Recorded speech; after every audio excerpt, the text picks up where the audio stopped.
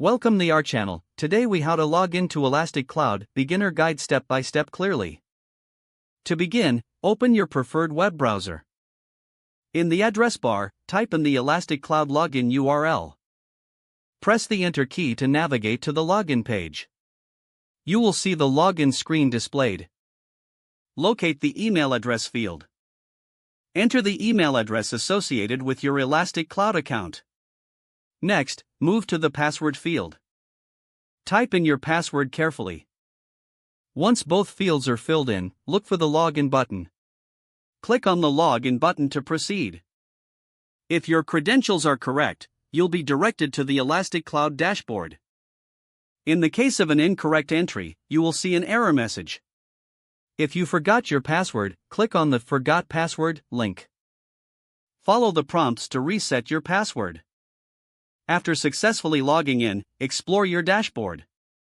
Familiarize yourself with the available features and settings.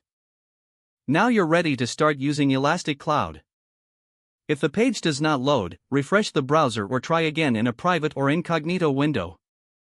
Make sure you are using the correct email address, then retype it carefully to avoid small typos. If your password is not accepted, use the reset option and create a new strong password you can remember. Check your spam folder for verification or security emails, then complete any requested confirmation steps. Enable two-factor authentication if available to improve account security and reduce unauthorized access risk. After signing in, review your profile details so your contact information and settings are accurate and current. If you see an error message, note it down and try again after restarting your device and internet connection. Log out when you finish, especially on shared devices, to keep your account and payment information secure. If the page does not load, refresh the browser or try again in a private or incognito window.